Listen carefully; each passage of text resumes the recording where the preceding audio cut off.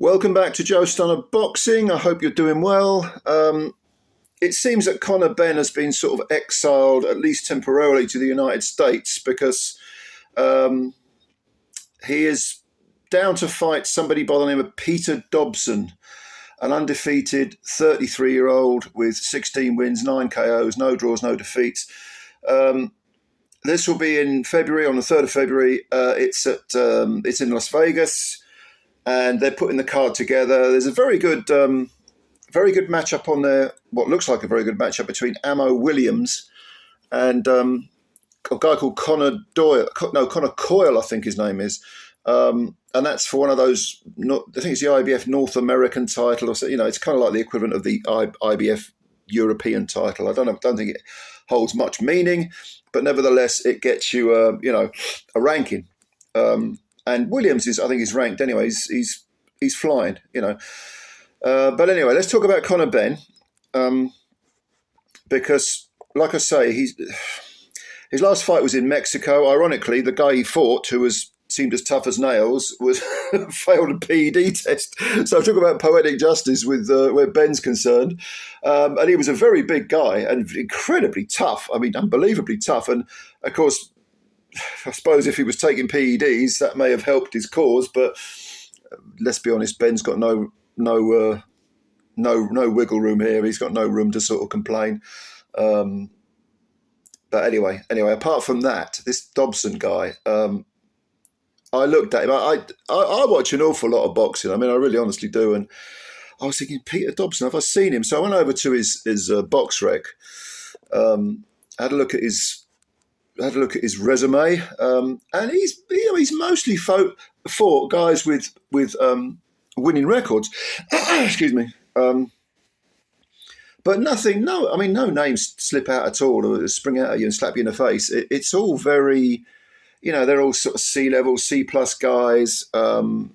He beat, for example, he beat an undefeated guy called Emmanuel Medina back in 2019, and Medina hasn't fought since.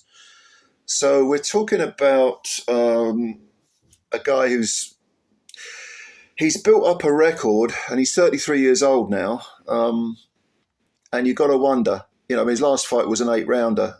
At 33, you'd think they'd be fast-tracking him, or are they protecting him to get a big fat payday, which in this case would be the Conor Benn fight. Ben should deal with this guy pretty easily, I would have thought. I went over to YouTube, and there's a few odds and ends on there that I had a look at.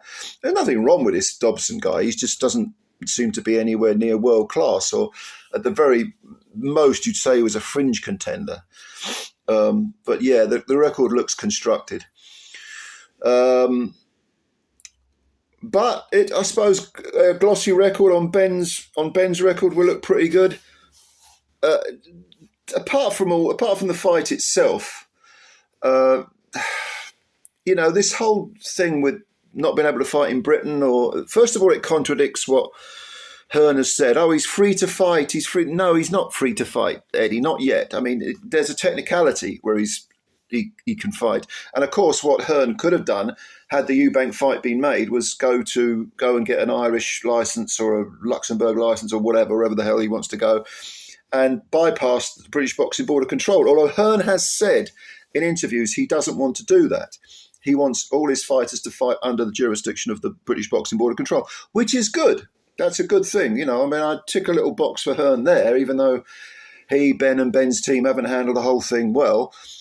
Just think, though, if what is it now, 15 months ago, that this, or more than that this whole Ben saga began, if he'd gone before the board, and presented his case, and maybe picked up a ban for, say, a year, this would all be done and dusted, and Ben's sort of bloody-mindedness or immaturity or lack of intelligence or lack of foresight or however you want to slice and dice it, maybe all of the above, a bit of all of the above, refusal to listen to people who could have done this, which in this case would be Hearn, maybe a lawyer involved, but his refusal to do any of this means that we now have this situation where he can't fight in Britain. And that's a shame because, as I've said before in videos, look, I'm not someone who says a lifetime ban for a first offender. I mean, every case has to be taken on its own merits or lack of merits. But for this to drag out, for Ben to be so bloody minded, so, me against the world, and look, mate, you did have something in your system, whether you want to admit it or not. And the board are perfectly within their rights. In fact, it's their duty to question that and to hand down a punishment if they feel it's appropriate, because there have to be rules and regulations, and all the entitlement that you've shown in the world has come back to bite you in the backside, because you're now fighting in Vegas, which nothing wrong with that, against this, rather obscure Mr. Dobson. I think it's a great shame that this has happened, and it could have been avoided so easily. And behind the scenes, even though Hearn himself has admitted it's a learning curve, probably at some point somebody said to Ben, look, just bite the bullet.